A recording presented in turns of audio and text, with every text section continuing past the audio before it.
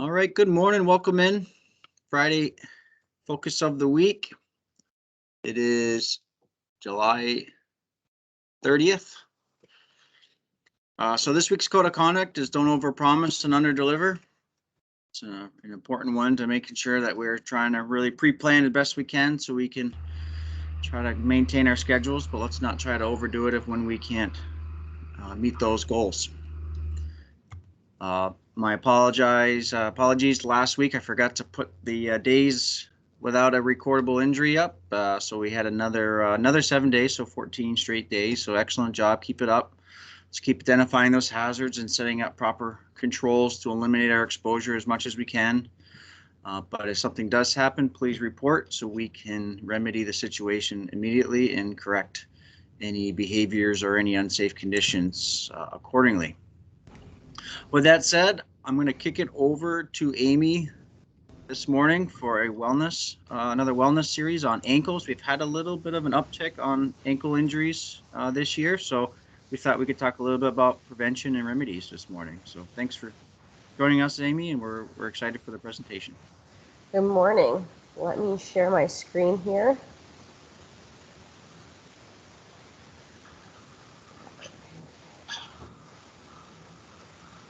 All right, so like Matt said, we're going to talk about ankle injuries this morning and sprained ankles.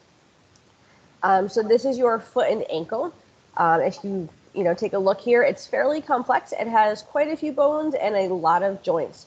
So there's lots of room for error in this, but also allows our feet to adapt to the ground and the changing environment that we're constantly dealing with. On a side note, the ankle is at a fairly low risk for osteoarthritis. So in the past, we've talked about the knees and the hips about having a higher risk of arthritis. This, luckily, we have a fairly low risk of arthritis in your ankle. So for long-term damage, fairly low.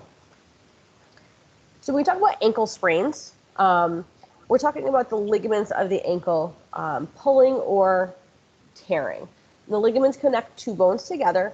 And when we talk about ankle sprains on the outside of your ankle, which is where it usually happens, it's these three circled ligaments that we're talking about. The red one is the ATFL. That is the most sprained ligament in your body. That's usually the one that goes first. And then it has two other ligaments that with higher grade ankle sprains tend to tear or stretch with it. So how does a sprain usually occur? Usually if you're stepping off of a curb, running, walking on uneven surfaces, jumping, and your ankle rolls to the outside, it puts a lot of stress on those ligaments. The stress overtakes those ligaments and they either pull or they tear. You could usually tear one or all of them. Again, with that ATFL being the most common one that's injured. We grade ankle sprains in grade 1, 2, or 3. Grade 1 is that mild ankle sprain that just might take a couple of days to heal. Usually you might have a little swelling, but there's not too much bruising.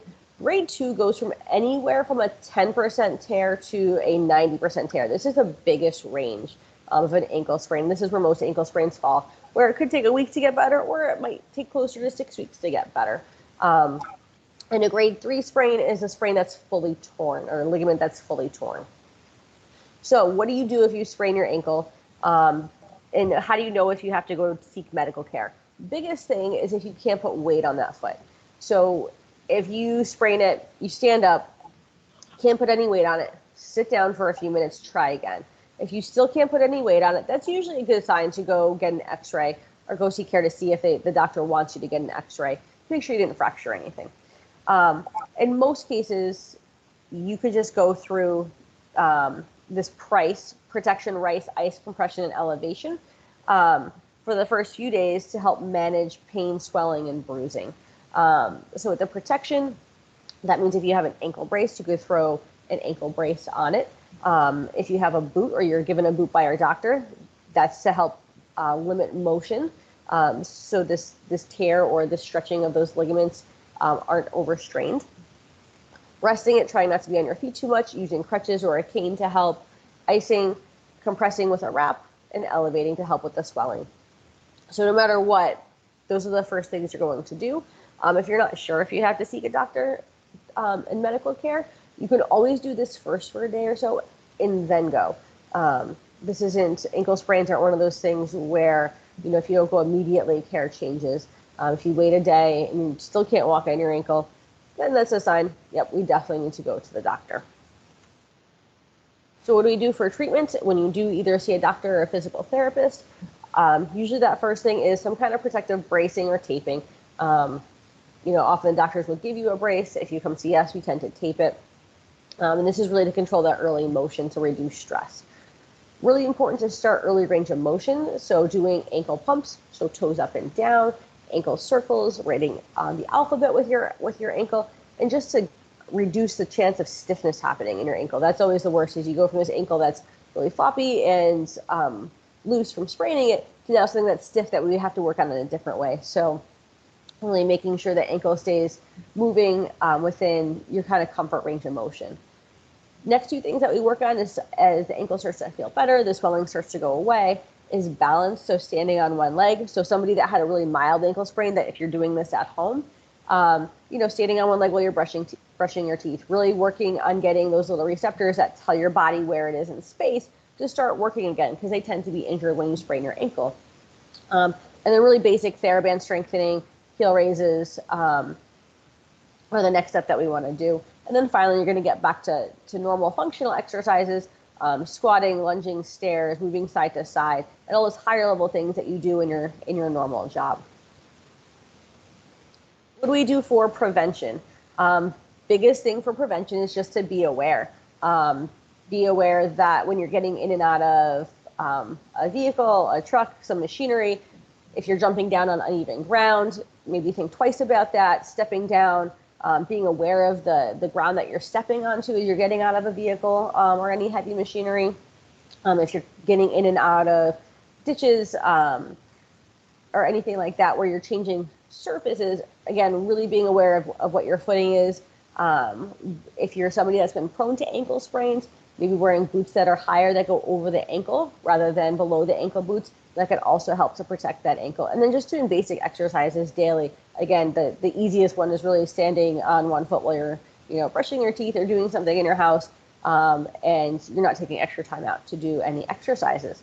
So that one is short and sweet for today. If you want any exercises, they're always on the ECI's username under our exercise program, Physiotech.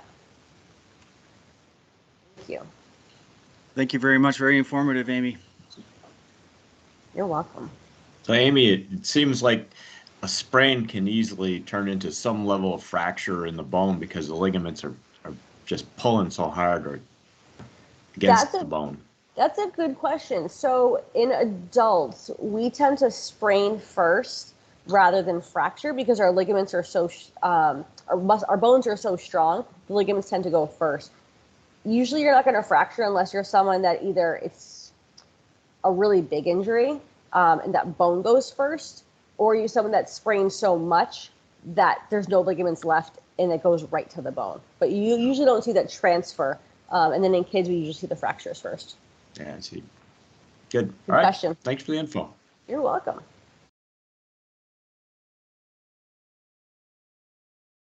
Okay, I'll take over the screen, Matt. Take it away, Ken.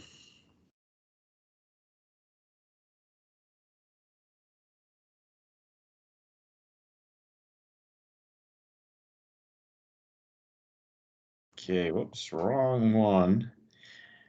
Try again here. I want the web browser screen.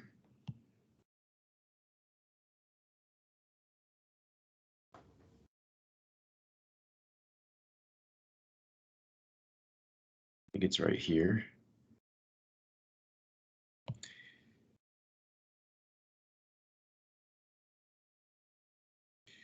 Let's see. Hold on one second. Let me try to get it again. For some reason, I got off the web page.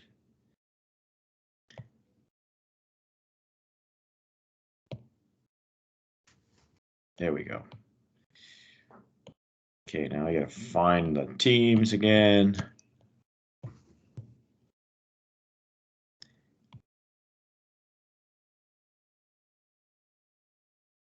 Oh, right there. Okay, how's that? Perfect. Okay. So announcements, nothing new this week. Do want to talk a little bit about the primary care wellness program we have, and that's with us in Champlain Medical. There's a link to the full program document here, and this is one of the sections about the what is it out of the document.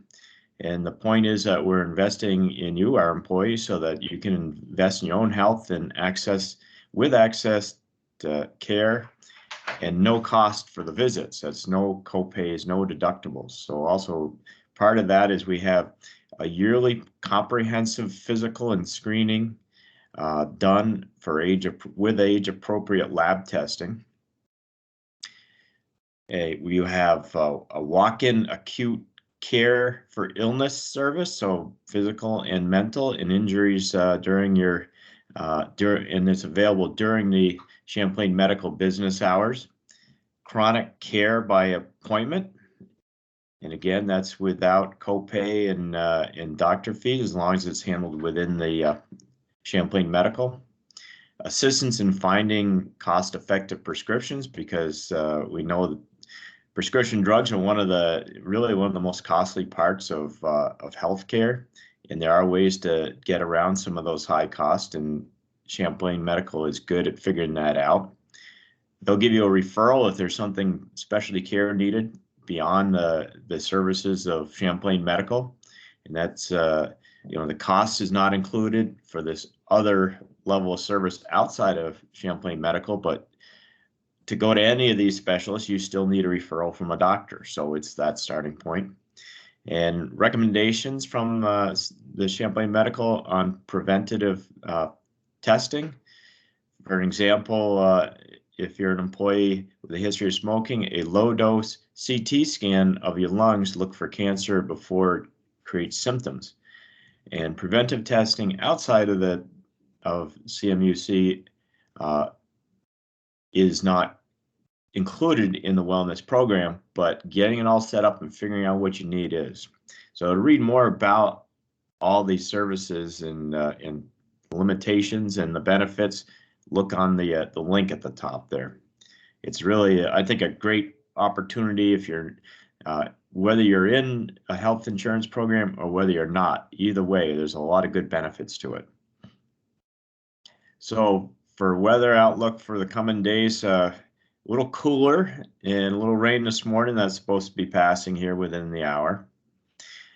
And plenty of rain so far for sure. Now that summer's here, kind of a strange year with a very dry spring and then suddenly a fair amount of rain. But the rain is needed. So for COVID policies, I understand we're up to beyond anyway, 84.25% vaccinated. So that's great news, and it allows the state to be in a very good position. So if you haven't been vaccinated, I've included again for the second week the YouTube message from Dr. Levine, the Vermont Commissioner on Health, and Dr. Levine is a very knowledgeable physician. Obviously, he studied this. Stay safe and healthy, and I certainly, if you have any questions or you're reluctant to get vaccinated, start right there on that YouTube.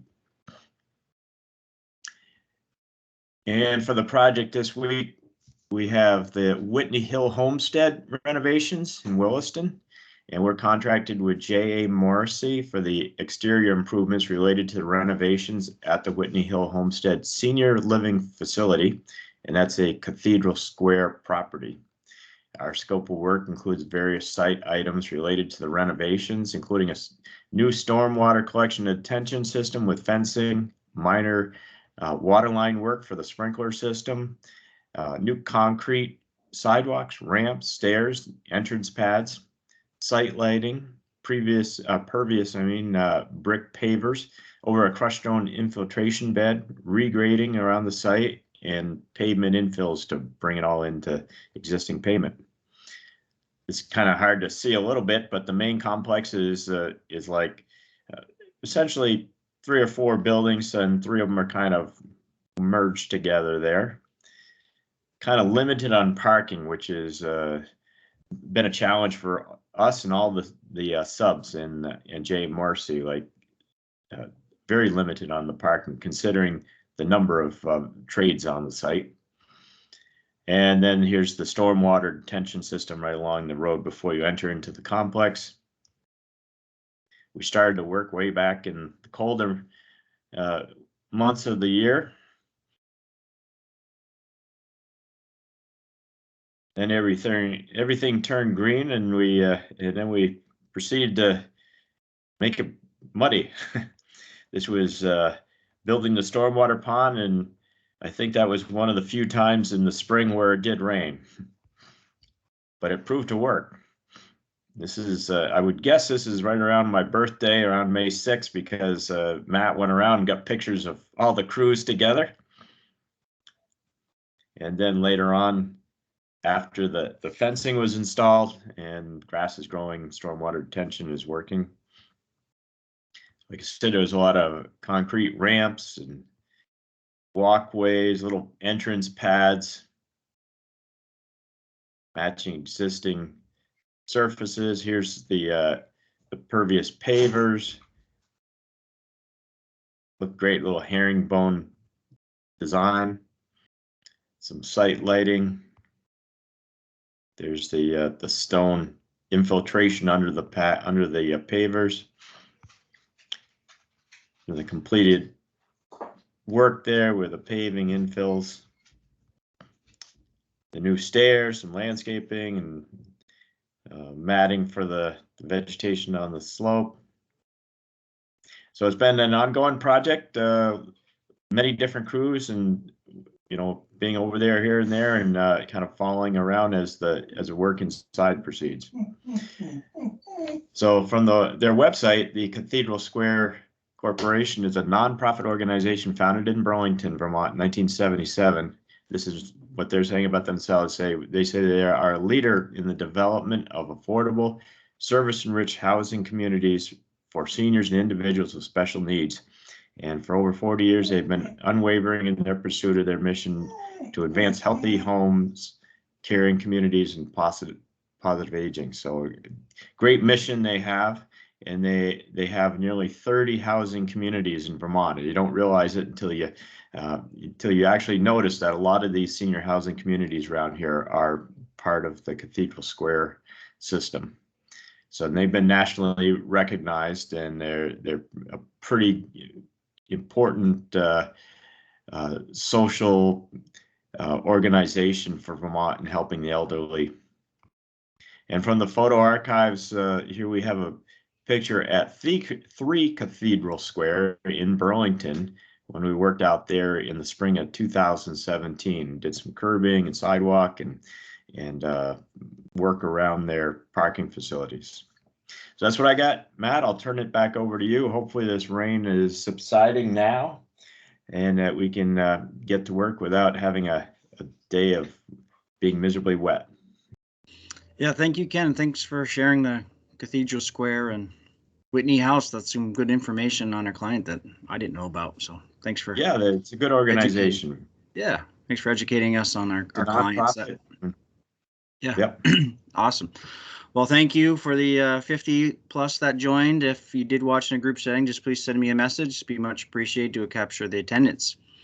Hopefully, like Ken said, the weather breaks, but let's stay safe today. Let's have a good Friday. Be safe, everybody. Bye. Yep.